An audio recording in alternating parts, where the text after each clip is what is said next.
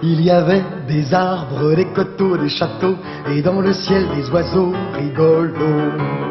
Il y avait des marbres par-dessus les tombeaux, et parfois même gravés des mots beaux. Il y avait des vaches, des veaux et des taureaux, une vache qui marche, c'est beau. À la route, amie, que j'avais faite ce jour-là, je ne pourrai jamais oublier ça. Il y avait la pluie et sur le toit de l'auto, quand une pluie est gentille, c'est beau. Il y avait des gouttes qui pleuraient au carreau, sur une route qui doute, c'est beau. Et soudain des pompes que l'on prenait d'assaut, une pompe qui pompe, c'est chaud. À l'amour ami que la vie fit ce jour-là, fut un amour poésie avec moi.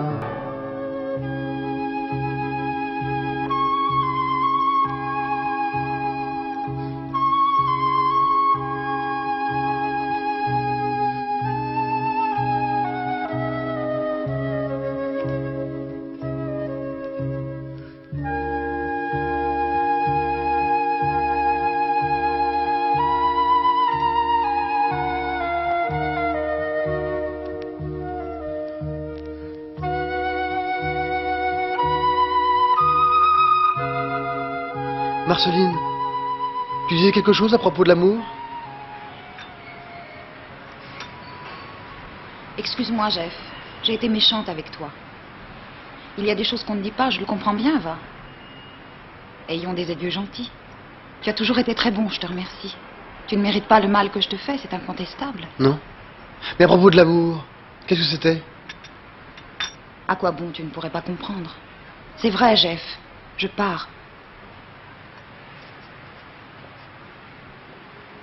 Dis donc, je sais aimer aussi, moi. Mon pauvre grand. Quoi? Alors tu t'imagines qu'aimer, c'est cette petite chose tranquille, dis. Quelle chose tranquille? Oui, tu t'imagines qu'on est heureux, qu'on n'a qu'à se laisser aller. Mais... Si c'était ça, l'amour, je t'aurais aimé, je te le jure. Ne t'énerve pas, mon petit. Mais l'amour, Jeff, l'amour, c'est être toujours inquiet de l'autre, c'est se dire, où est-il, que fait-il, pourquoi était-il en retard à ce rendez-vous? Ah non, ça c'est de la jalousie. L'amour, Jeff, c'est se dire, qu'est-ce qu'il va penser de cette robe, pourvu qu'il ne se fâche pas de cette réflexion que j'ai faite. Ça c'est ton amour, Marceline, ton tout petit amour. L'amour, Jeff, c'est Oh, encore... tu vas me faire un cours? Mon pauvre grand, je te demande pardon. Mais je le pourrais car tu ne sais pas ce que c'est. Ah, vraiment? Tu dis que tu m'aimes, tiens, et tu n'as même jamais eu envie de me faire du mal. Ah non, ça jamais, excuse-moi. Je suis sûre que tu penses que si je tombe malade maintenant, je n'aurai personne pour me soigner. Mais c'est vrai? T'aurais personne pour te soigner? Eh bien, je t'en veux de penser ça. Je t'en veux de ne pas penser, si tu me quittes, tu peux mourir. Oh! Je t'en veux de ne pas avoir cru plus vite à mon départ. Je t'en veux de ne pas me haïr. Mais t'es complètement folle? Mais je veux te laisser des regrets. Alors il faut que je t'explique des choses. Oui? Je ne suis pas la femme que tu aimes et que tu crois. Heureusement d'ailleurs, car cette femme-là, tu serais capable de l'oublier. Mais tu es là, tu t'énerves, tu vas... Cette femme-là, celle que tu me crois, même en te quittant et en te brisant le cœur, elle a l'air d'une sacrifiée. Tu te trompes réellement. Je veux que tu saches la femme que je suis réellement. Quand sais-tu toi-même? Je ne veux pas rester pour toi cette espèce de souvenir fade. Tu auras tout le temps de me faire changer d'avis, puisque tu restes. Tu en es encore là? Mais alors pourquoi t'aurais-je dit tout ce que je t'ai dit? Quelle explication donnes-tu à ma conduite? Aucune. Avec les femmes, faut pas chercher à comprendre. Mais pourquoi ne crois-tu pas que je vais te quitter? À cause de mon amour, tu sais bien. Quoi? Tu m'aimes pour mon amour, donc tu m'aimeras toujours. C'est la seule raison? La seule. Et elle me suffit. Elle te suffit. Ah, Lily, je voudrais te raconter une histoire. Ce n'est pas le moment. Si, au contraire. Écoute, il était une fois un curé. Je la connais. Ah non, tu la connais pas, c'est moi qui l'ai inventée. C'est drôle, toutes les fois que je raconte une histoire, tu me dis je la connais. C'est énervant. Pardon. Bon, alors écoute mon histoire. Bon, d'ailleurs j'aurais pas dû la commencer ainsi. J'aurais dû dire, il était une fois un prêtre. Oui, il était une fois un prêtre très simple, très bon et très heureux, car il avait la foi. Mais un beau jour, pour une raison ou pour une autre, il la perdit. Dès lors, et pour ne pas mentir à ses fidèles, il tenta de la retrouver. Il refusa d'approfondir les choses. Il allait sans cesse se répétant « Je crois en Dieu, je crois en Dieu, je crois en Dieu ». Et sa confiance fut récompensée. Un matin, il se réveilla en y croyant. Et alors? C'est tout. Drôle d'histoire. Moi aussi, Lily. Je crois en toi, je crois en toi, je crois en toi. Pourquoi m'as-tu raconté cette histoire, Jeff? Puisque tu pars vraiment, pourquoi te préoccuper de si peu de choses? Qu'est-ce qu'elle signifie, Jeff? Je sais pas. C'est toi le curé? Je sais pas. Maintenant, je t'ai dit tout ce que j'avais à te dire. Adieu.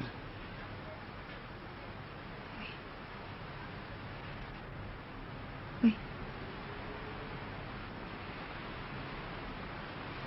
Sois heureuse avec ton petit jeune homme. Mais tu me regretteras vite, c'est moi qui te le dis.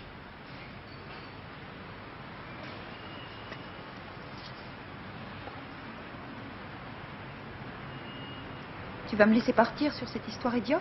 Oui? Tu ne m'embrasses pas? Non.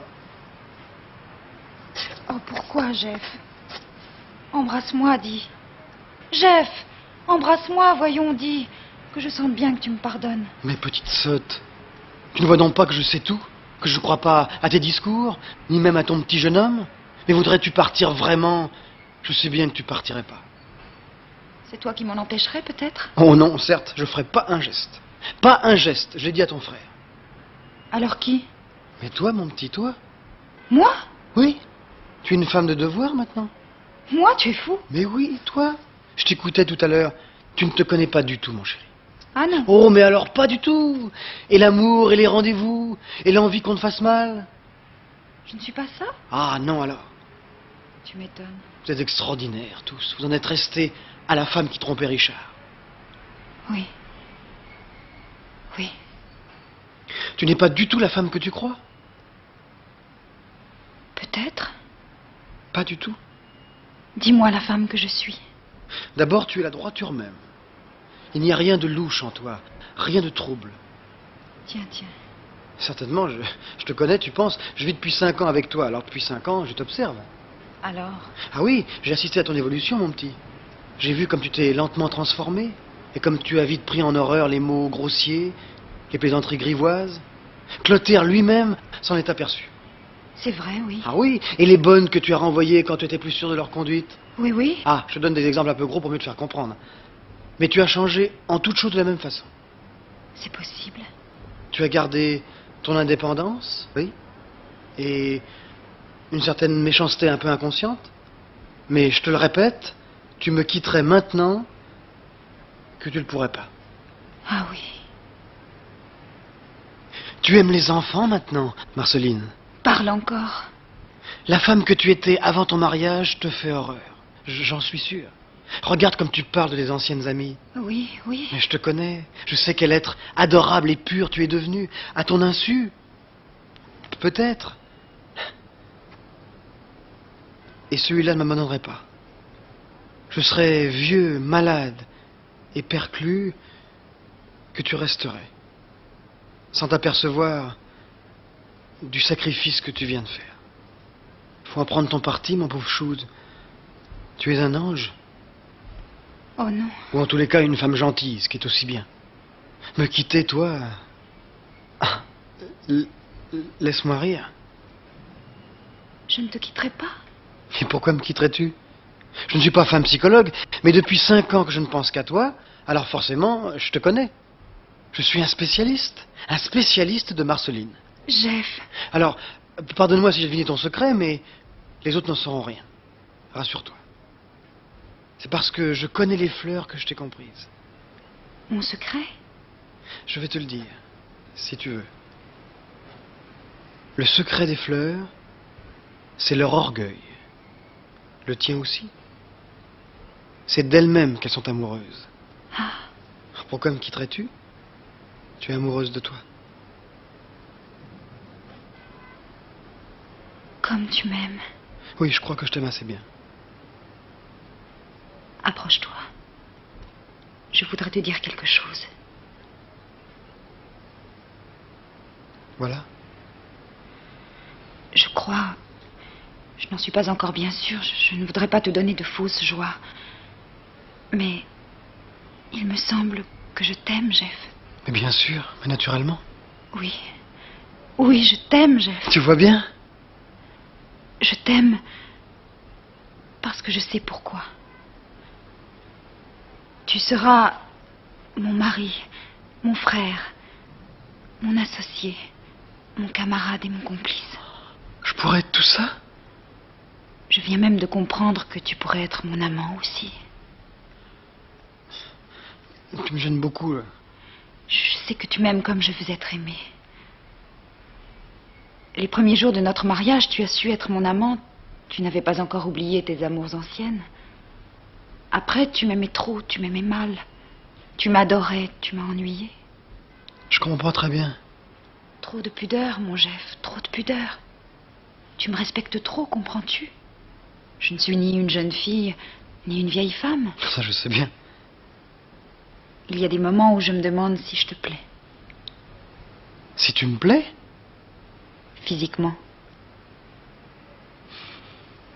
T'es bête. Tant mieux. Alors maintenant, Marceline... Tu ne me respectes plus. Je te le jure. Alors viens, Jean de la Lune.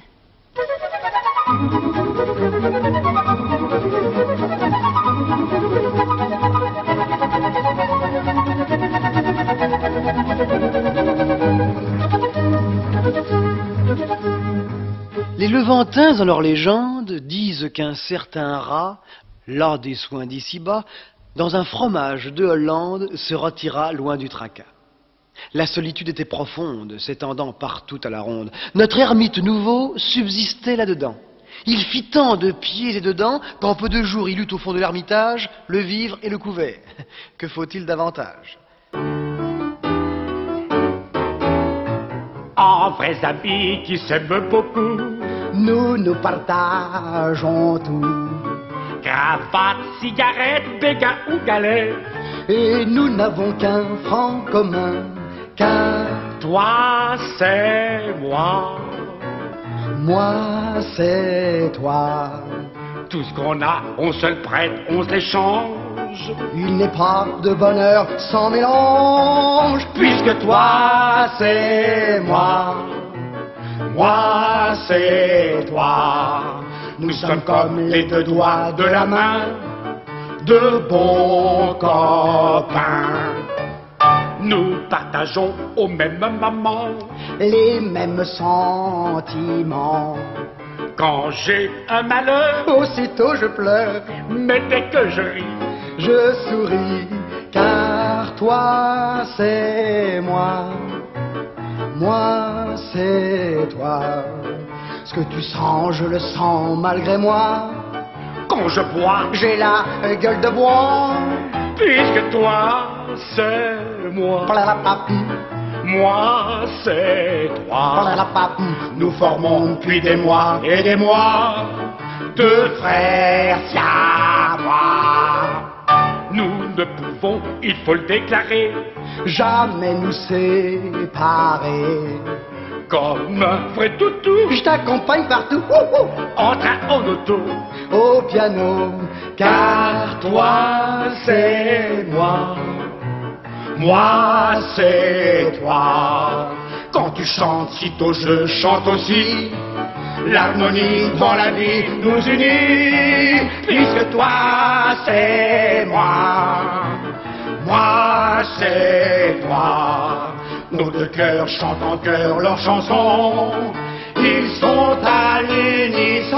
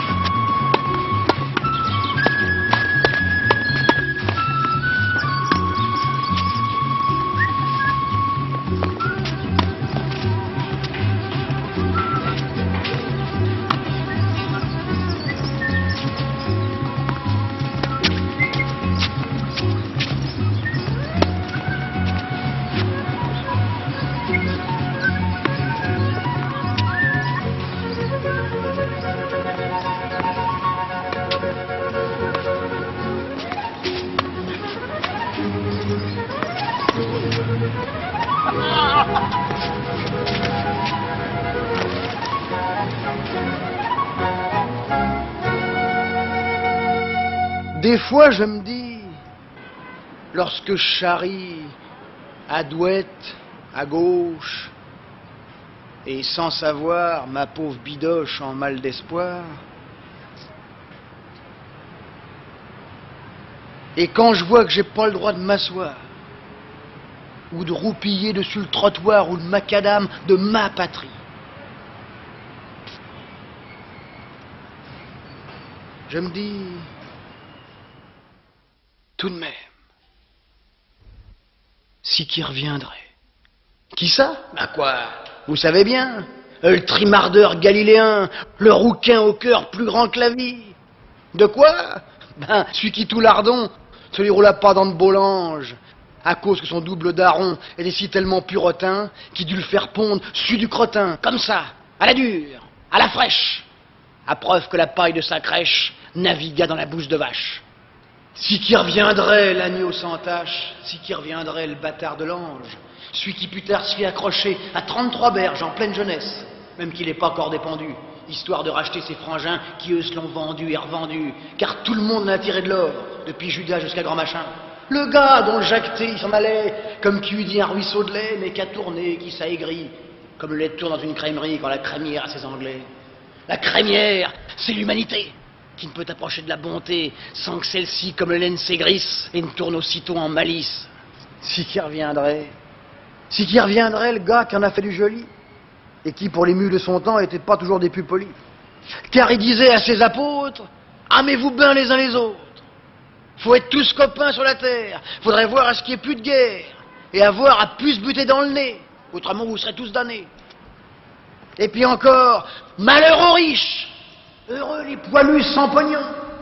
Un chameau s'enfilerait bien mieux par le petit trou d'une aiguille qu'un Michel entrerait aux cieux.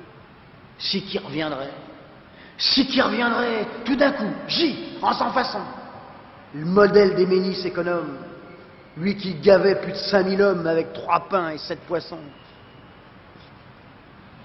Si qui reviendrait juste de notre temps, quoi donc il se mettrait dans le battant?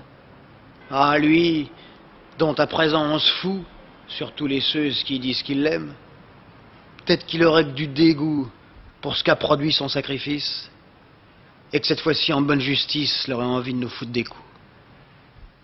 Si qui reviendrait.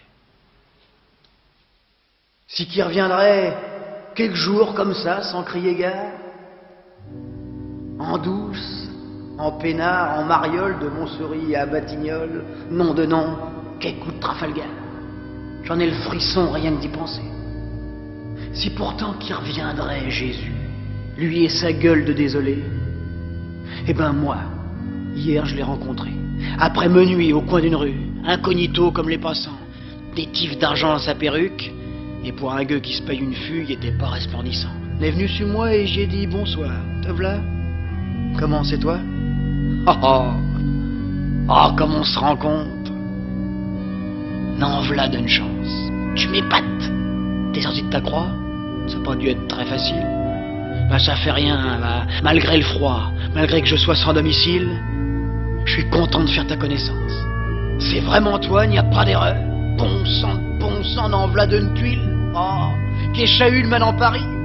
Oh là là, qui est bousin de voleur. Les journaux vont se vendre par 100 000. Me demander le retour de Jésus-Christ. Faut voir l'arrivée du Sauveur. Oh, t'as de quoi peur, pauvre morue, sentinelle des miséricordes. Vous savez pas, il y a de quoi se l'estrer et se la mordre. Appliquez chaud. Il y a le Fils de Dieu qui vient de dégringoler des cieux et qui, comme autrefois, est sans pieux, sur le pavé, quoi, sans feu ni lieu. Comme nous les mufs, comme vous les grues. Chut, fermons ça, là les agents. T'entends leur pas intelligent? Ah, ils chargeraient de nous trouver une turne. Viens par ici, paix, crucifié. Tu sais, faudrait pas nous y fier. Déjà dans le square des Oliviers, t'as fait du tapage nocturne. Aujourd'hui, ce sera le même tabac, autrement dit la même histoire. Et je te crois plus l'estomac de resubir la scène du prétoire. Qu'est-ce que tu viens faire? T'es pas marteau? Tu sais que tu viens d'en bas, d'en haut? Quelle est la route que t'as suivie? Ah, c'est-il que tu recommencerais ta vie? T'es venu chercher du travail? Bah, t'as pas de veine. Mon vieux, en ce moment, rien ne va plus dans le bâtiment. Puis, tu sauras que sur les chantiers, on veut plus voir les étrangers. Quoi que tu penses de notre société, des becs de gaz, des électriques, non, v'là des temps héroïques. Voyons, cause un peu. Tu dis rien. T'es là comme un paquet de rancœur. T'es muet, t'es bouché, t'es aveugle. Yo! T'entends pas ce hurlement? C'est le cri des chiens de fer, des remorqueurs. C'est le cri de l'usine en mal d'enfant. C'est le désespoir présent qui beugle. Toi qu'on dit l'empereur des pauvres, ben ton règne il est arrivé. Tu devais revenir, tu l'as promis. Assis sur ton trône et plein de gloire, avec les justes à ta droite. Et te voilà seul dans la nuit noire, comme un diable sorti de sa boîte, sais-tu seulement où est ta gauche. Avoue-le, va, tu es impuissant, tu clôt tes chasses, t'as pas de scrupules, tu protèges avec le même sang-froid le sommeil des bons et des crapules. Et quand on perd quelqu'un qu'on aime, tu décores, mais tu consoles pas. Enfin, rien ne t'émeut. Allez, va, ouvre les bras, prends ton essor et reviens pas. T'es l'étendard des sans-courage, t'es l'albatros des grands naufrages. T'es le goéland du malheur. Tiens, ôte-toi de là et prends ta course débile, cavale, où tu vas voir, aussi vrai que j'ai un nom de baptême et que nous voilà tous deux dans la boue, aussi vrai que je suis qu'une vadrouille, un bal à crève, un fou la faim, et toi un gueux magasin de gifs. Je m'en vais te buter dans la tronche, je vais te blouter la pomme d'Adam, je m'en vais te trincer, gare à ta peau. Enblacé, je m'en vais te saigner, j'ai soupé, moi, des résignés, j'ai mon blot des idéalistes. Arrière, arrière, va pas plus loin. Un moment vient où tout se fait vieux, où les plus belles choses perdent leur charme. Oh, là que tu pleures, et des vraies larmes. Tout va s'écrouler, nom de Dieu. Oh, je me gondole, oh, je me dandine. Rien ne s'écroule, il n'y aura pas de débâcle. Hé, l'homme à la puissance divine, hé, fils de Dieu, fais un miracle. Et Jésus-Christ s'en est allé, sans un mot qui pût me consoler, avec une gueule si retournée et des mirettes si désolées, que je m'en souviendrai toute ma vie.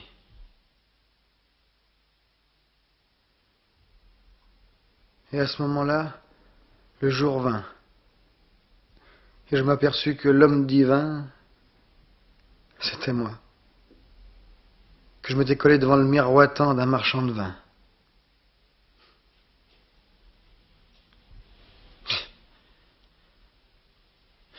On perd son temps à s'engueuler.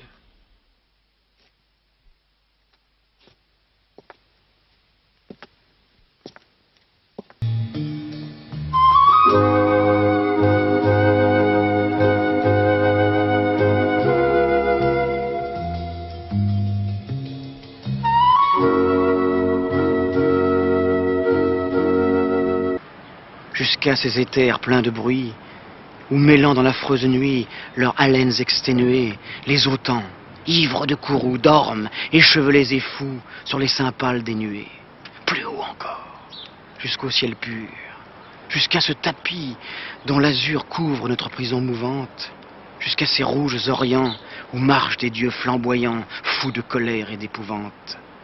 Plus loin, plus haut, je vois encore des boursiers à lunettes d'or, des critiques, des demoiselles et des réalistes en feu.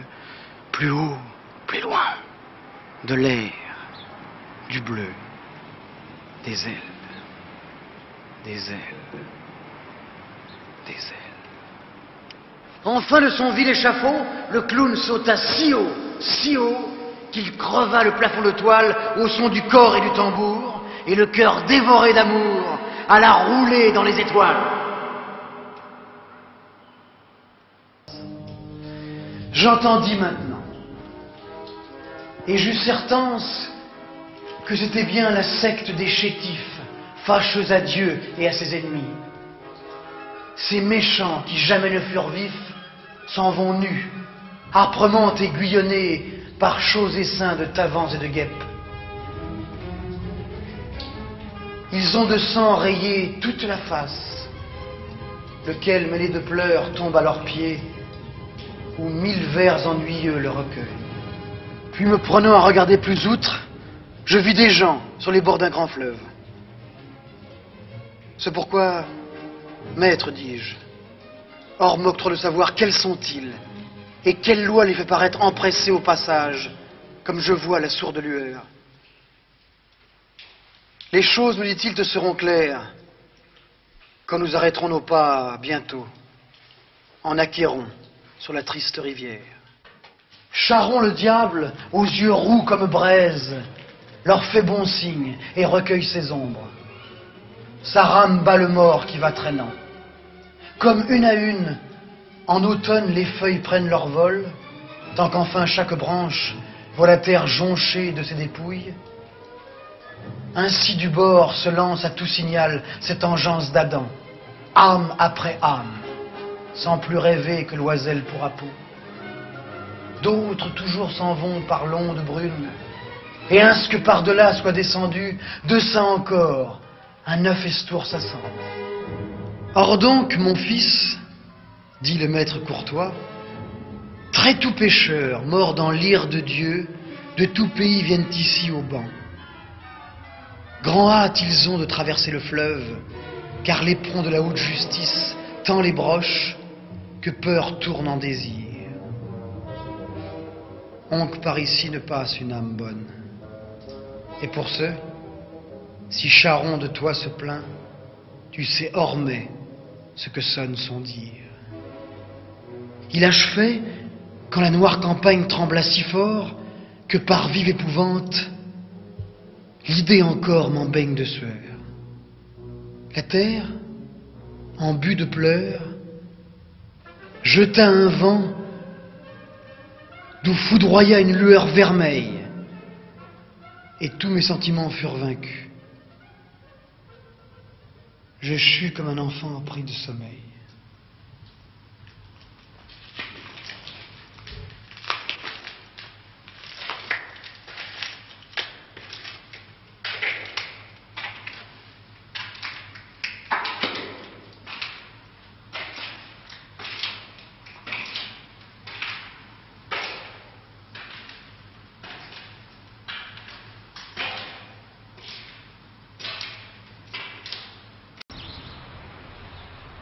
J'ai reçu ce matin votre lettre. J'ai reçu ce matin votre lettre.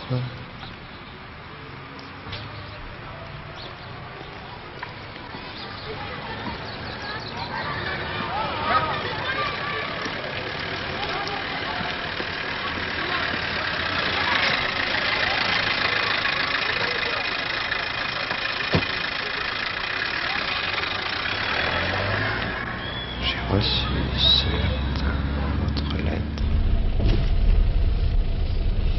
J'ai reçu ce matin votre lettre et vous apporte la demande en restitution des objets qui étaient restés en gage. La demande. Ah oui, donnez. Ça ne fera pas de difficulté. Vous vouliez aussi, je crois, m'interroger sur mes relations avec... Nous avons tout le temps. Cigarette? Non? C'est plus accueillant ainsi que les bureaux officiels. Plus accueillant, oui. Non pas à son aise ici pour bavarder. Verser leur rien dans le vide, comme dit le poète. Vous savez que j'adore les jongleries d'idées, même un peu folles. 2 et 2 font 4 sont une bien jolie chose, mais 2 et 2 font 5. Pas mal. C'est sans doute une habitude chez les juges d'instruction de commencer à parler de choses et d'autres pour noyer le poisson, comme on dit. Et quand l'interlocuteur ne se méfie plus, on lui décoche brusquement une question dangereuse, n'est-ce pas? Que vous pensez? Porfire Petrovitch, vous devez venir ici sous n'importe quel prétexte, me voici. Demandez-moi ce que vous voulez. Demandez-moi tout de suite, ou bien je m'en vais. J'ai les nerfs malades. C'est un interrogatoire fait dans les formes légales, mais pas autrement. Je vous interdis. Qu'est-ce qui vous prend? Qu'allez-vous chercher là? N'interprétez pas mal mes paroles, je suis un homme tout simple. Pour ce qui est de l'interrogatoire, croyez bien que l'enquêteur y est souvent plus roulé que l'inculpé. des formes légales. La plupart du temps un non-sens. Non, il est beaucoup plus avantageux de causer en toute amitié. Le métier de juge n'est pas seulement une science, c'est un art. Vous faites votre droit? Oui. Eh bien, pour votre future carrière, il importe que vous appreniez à distinguer différentes sortes de criminels. Il en est qu'il faut arrêter tout de suite. Mais il en est d'autres qu'il vaut mieux laisser courir un bout de temps. C'est curieux, mon cher, d'observer comment un homme qui se croit libre est déjà arrivé à une chaîne. Les nerfs, comme vous dites. De pareils gens traînent avec eux une prison dont ils ne peuvent pas s'évader. Avez-vous suivi quelquefois les vols d'un papillon de nuit autour d'une lampe? Eh bien, mon cher, j'ai vu des criminels tourner de la même manière autour de moi.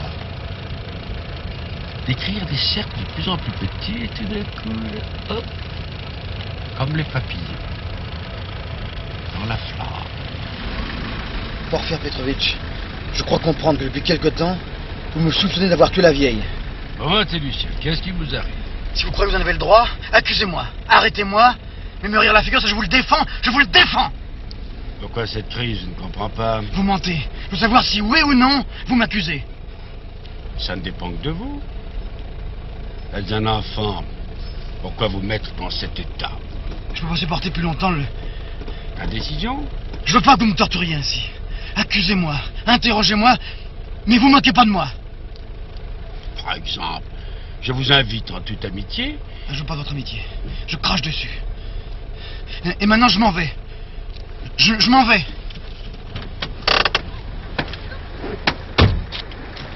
Eh bien, tu te décides pas? Est-ce que tu m'arrêtes ou non? Ça m'est tout à fait indifférent. Oui, je comprends. Tu cherches à m'exaspérer pour que je me trahisse? Ce serait difficile de se trahir davantage. Je vous en prie, encore une fois, ne criez pas comme ça. Je risque rien.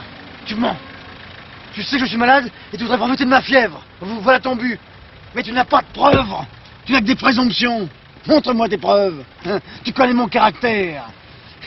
Et que tu voulais me mettre en colère et brusquement me happer. Vos mains tremblent. Mais vous aussi, vous tremblez. Oui, je tremble. Au revoir. Adieu plus tôt, je pense. Ce crime n'est pas le crime d'un simple. On y sent le poison des livres. Un homme qui rêve au lieu de vivre a tué pour obéir à des théories. Il n'a même pas su s'emparer de l'argent. Vous savez qu'il y avait 15 000 roubles dans la pile de linge? Et le peu qu'il a réussi à prendre, il est allé le cacher. C'est un cerveau moderne plein d'idées, qui se croit supérieur et qui plane. Il s'est imaginé accomplir Dieu sait quel exploit. S'élever au-dessus des préjugés. Qui a tué? Comment qui a tué? C'est vous, Rodion Romanovitch. C'est vous? Non. C'est vous, Rodion Romanovitch. Si vous le croyez, pourquoi m'arrêtez-vous pas? À quoi bon? Ce serait votre devoir. Il me faudra apporter des preuves. Les miennes ne sont que psychologiques. Aucun tribunal ne les admettrait. Vous êtes libre et pourtant vous avez tué. Vous n'avez pas vous imaginer que je vous donne raison, Porfir Petrovitch. Je vous écoute avec intérêt, mais je n'ai rien avoué. Ça va sans dire. Quand vous êtes rentré chez moi, je pensais que vous alliez vous trahir et que vous partiriez entre deux gendarmes. Maintenant, vous avez gagné la partie. Ma conviction ne suffit pas à me donner le droit légal de vous arrêter. Et après cette alerte, avez-vous eu peur tout de même? Vous ne commettrez plus la moindre imprudence qui puisse me fournir une arme, alors pourquoi m'obstinerais-je? Vous n'avez rien à craindre. Qui me dit que vous mentez pas encore? Je n'ai jamais été plus sincère.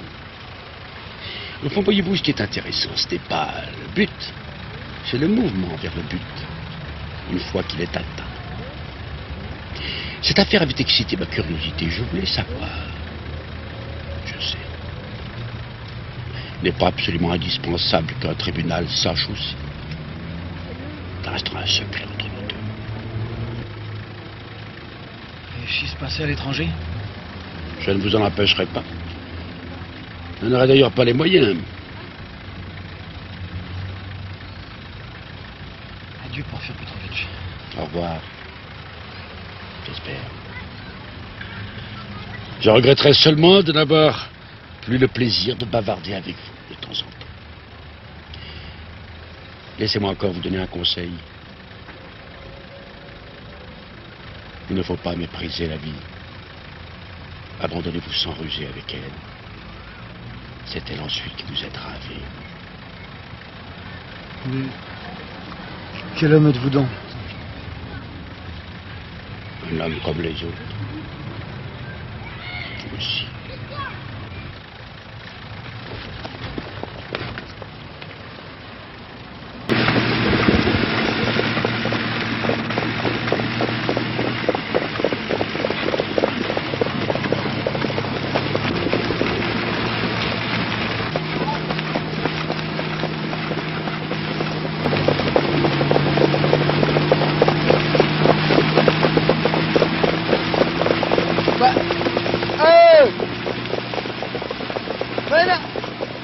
On m'avait dit en gros plan! Gros plan!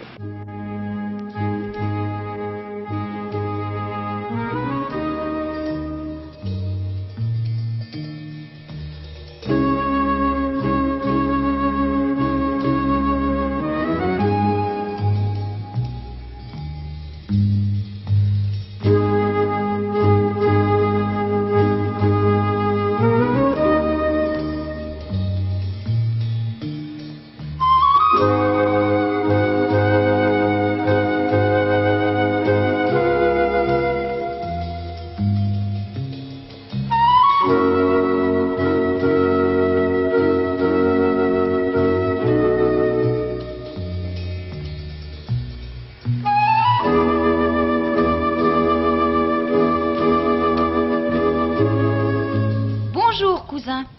Asseyez-vous. Quelle toilette, Camille? À qui en voulez-vous? À vous, peut-être. Je suis fâchée de n'avoir pu me rendre au rendez-vous que vous m'avez demandé. Vous aviez quelque chose à me dire? Voilà sur ma vie un petit mensonge assez gros pour un agneau sans tache. Je l'ai vu derrière un arbre écouter la conversation. Je n'ai rien à vous dire qu'un adieu, Camille. Je croyais que vous partiez. Cependant, votre cheval est à l'écurie et vous n'avez pas l'air d'être en robe de voyage. J'aime la discussion. Je ne suis pas bien sûre de ne pas avoir eu envie de me quereller encore avec vous. À quoi sert de se quereller quand le raccommodement est impossible? Le plaisir des disputes, c'est de faire la paix. Êtes-vous convaincu que je ne veuille pas la faire? Ah, ne raillez pas, je ne suis pas de force à vous répondre. Je voudrais que l'on me fît la cour. Je ne sais si c'est que j'ai une robe neuve, mais j'ai envie de m'amuser. Vous m'avez proposé d'aller au village, allons-y, je veux bien. Mettons-nous en bateau. J'ai envie d'aller dîner sur l'herbe ou de faire une promenade dans la forêt. Fera-t-il clair de lune ce soir? Cela est singulier. Vous n'avez plus au doigt la bague que je vous ai donnée? Je l'ai perdue. C'est donc pour cela que je l'ai trouvée. Tenez, Perdicant, la voilà. Est-ce possible? Où l'avez-vous trouvée? Vous regardez si mes mains sont mouillées, n'est-ce pas? En vérité, j'ai gâté ma robe de couvent pour retirer ce petit hochet d'enfant à la fontaine. Voilà pourquoi j'en ai mis une autre. Et je vous dis, cela m'a changé. Mettez donc cela à votre doigt. Tu as retiré cette bague de l'eau, Camille, au risque de te précipiter? Est-ce un songe? La voilà? C'est toi qui me la mets au doigt? Ah, Camille, pourquoi me le rends-tu, ce triste gage d'un bonheur qui n'est plus? Mais parle, coquette et imprudente fille, pourquoi pars-tu? Pourquoi restes-tu? Pourquoi d'une heure à l'autre changes-tu d'apparence et de couleur, comme la pierre de cette bague à chaque rayon du soleil? Connaissez-vous le cœur des femmes, Perdicant? Êtes-vous sûr de leur inconstance? Et savez-vous si elles changent réellement de pensée en changeant quelquefois de langage? Il y en a qui disent que non. Sans doute, il nous faut souvent jouer un rôle, souvent mentir. Vous voyez que je suis franche. Mais êtes-vous sûr que tout mente dans une femme lorsque sa langue ment? Avez-vous bien réfléchi à la nature de cet être faible et violent? À la rigueur avec laquelle on le juge, aux principes qu'on lui impose? Et qui sait si la tête de ce petit être sans cervelle ne peut pas y prendre plaisir, Et mentir quelquefois par passe-temps, par folie, comme elle ment par nécessité. Je n'entends rien à tout cela. Et je ne mens jamais. Je t'aime, Camille, voilà tout ce que je sais. Vous dites que vous m'aimez et vous ne mentez jamais. Jamais. En voilà une pourtant qui dit que cela vous arrive quelquefois. Que répondrez-vous à cet enfant, Père Dican, quand elle vous demandera compte de vos paroles? Si vous ne mentez jamais, d'où vient donc qu'elle s'est évanouie en vous entendant me dire que vous m'aimez? Je vous laisse avec elle. Tâchez de la faire revenir. Un instant, Camille, écoute-moi. Qu'avez-vous à me dire? C'est à Rosette qu'il faut parler. Je ne vous aime pas, moi. Je n'ai pas été chercher cette malheureuse enfant au fond de sa chaumière pour en faire un appât, un jouet. Je n'ai pas répété imprudemment devant elle des paroles brûlantes adressées à une autre. Je n'ai pas feint de jeter au vent pour elle le souvenir d'une amitié chérie. Je ne lui ai pas mis ma chaîne au cou, je ne lui ai pas dit que je l'épouserais. Écoute-moi, écoute-moi. N'as-tu pas souri tout à l'heure quand je t'ai dit que je n'avais pu aller à la fontaine? Eh bien oui, j'y étais. Et j'ai tout entendu. Mais Dieu m'en est témoin, je ne voudrais pas y avoir parlé comme toi. Que feras-tu maintenant de cette fille-là, quand elle viendra, avec tes baisers ardents sur les lèvres, te montrer en pleurant la blessure que tu lui as faite? Tu as voulu te venger de moi, n'est-ce pas? Et me punir d'une lettre écrite à mon couvent. Tu as voulu à tout prix me lancer quelques traits qui pût m'atteindre, et tu comptais pour rien que ta flèche empoisonnée traversât cet enfant pourvu qu'elle me frappât derrière elle. Je m'étais vantée de t'avoir inspiré quelque amour, de te laisser quelques regrets. Cela t'a blessé dans ton noble orgueil. Eh bien, apprends-le de moi. Tu m'aimes, entends-tu? Mais tu épouseras cette fille, ou tu n'es qu'un lâche. Oui, je l'épouserai. Et tu feras bien. Très bien. Et beaucoup mieux qu'en t'épousant toi-même. Mais qu'y a-t-il, Camille, qui t'échauffe si fort? Cet enfant s'est évanoui, nous la ferons bien revenir. Il nous faut pour ça qu'un flacon de vinaigre. Tu as voulu me prouver que j'avais menti une fois dans ma vie. Cela est possible. Je te trouve hardi de décider à quel instant. Viens, aide-moi à secourir Rosette.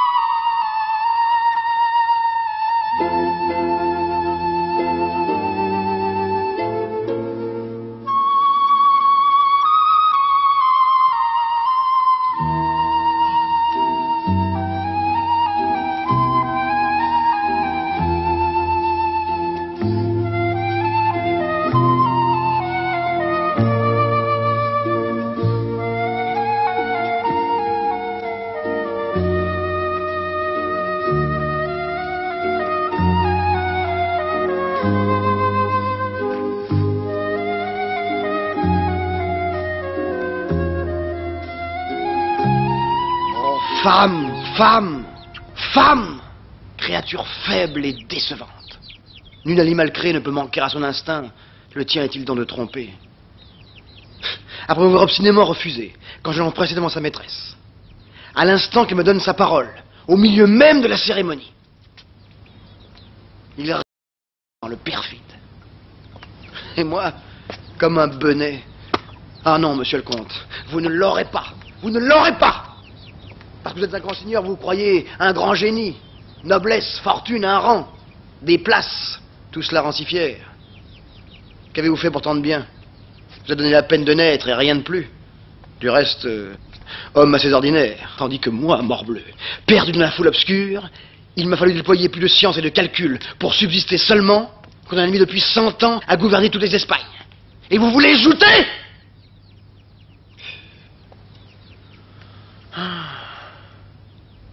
Est-il rien de plus bizarre que ma destinée? Fils de je ne sais qui, volé par des bandits, élevé dans leurs mœurs, je m'en dégoûte et veux courir une carrière honnête. Et partout je suis repoussé.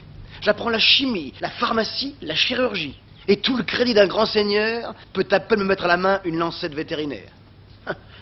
Là d'attrister des bêtes malades, et pour faire un métier contraire, je me jette à corps perdu dans le théâtre. Me faisais-je mis une pierre au cou? Je broche une comédie dans les mœurs du sérail. Auteur espagnol, je crois pouvoir y fronder Mahomet sans scrupule. À l'instant d'envoyer de je ne sais où, se plaint de ce que j'offense dans mes vers la sublime porte, la Perse, une partie de la presqu'île de l'Inde, toute l'Égypte, les royaumes de Barca, de Tripoli, de Tunis, d'Alger et de Maroc. Et voilà ma comédie flambée pour plaire au prince mahométan, dont pas un, je crois, ne sait lire, et qui nous meurtrissent l'omoplate en nous disant « chien de chrétien !» Ne pouvant avilir l'esprit, on se venge en le maltraitant. Mes joues creusaient, mon terme était échu, je voyais de loin arriver l'affreux Recors, la plume fichée dans sa perruque. En frémissant, je m'évertue. Il s'élève une question sur la nature des richesses. Et comme il n'est pas nécessaire de tenir les choses pour en raisonner, n'ayant pas un sol, j'écris sur la valeur de l'argent et sur son produit net.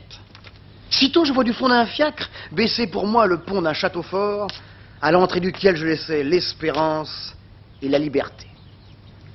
Ah, que je voudrais bien tenir un de ces puissants de 4 jours, si légers sur le mal qu'ils ordonnent quand une bonne disgrâce a cuvé son orgueil.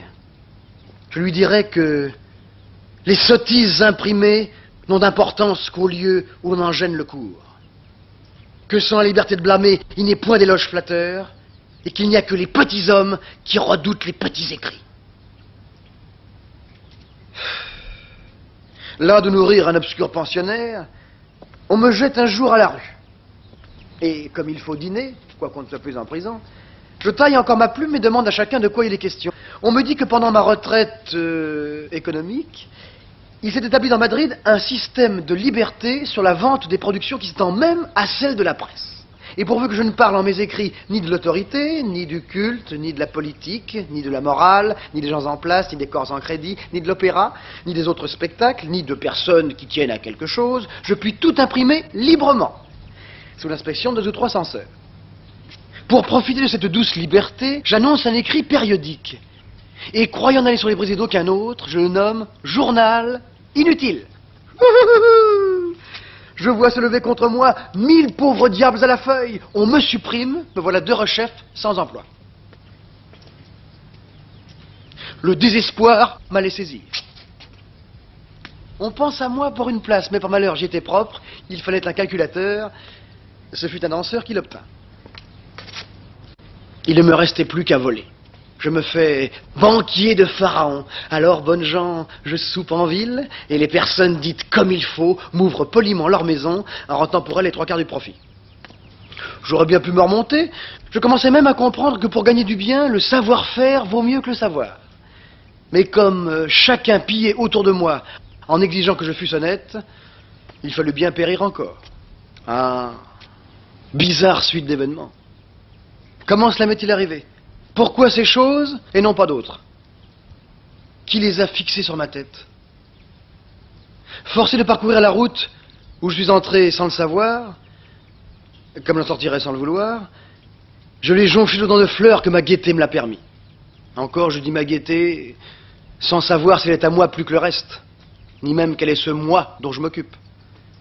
Un assemblage informe de parties inconnues, un chétif être imbécile, un petit animal folâtre, un jeune homme ardent au plaisir, ayant tous les goûts pour jouir, faisant tous les métiers pour vivre, maître ici, valet là, selon qu'il plaît la fortune, ambitieux par vanité, laborieux par nécessité, mais paresseux avec délice, orateur selon le danger, poète par délassement, musicien par occasion, amoureux par folle bouffée, j'ai tout vu, tout fait, tout usé.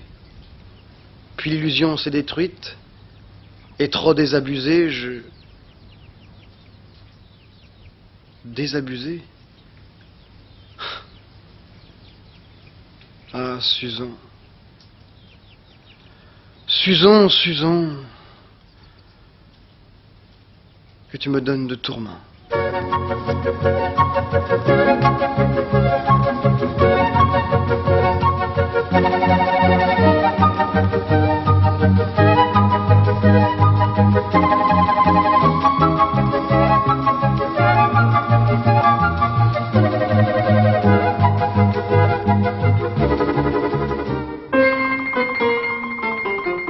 Ce soir c'est fête, ce soir j'ai invité Mozart, Beethoven, Schubert et Rossini.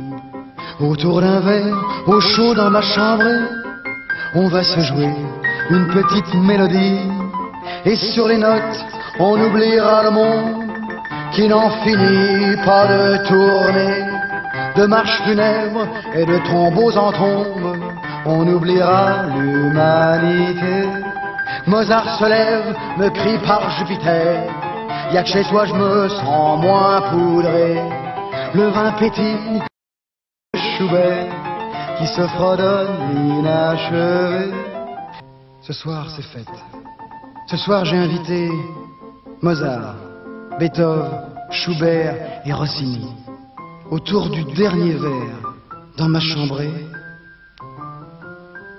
on va se jouer la petite musique de nuit.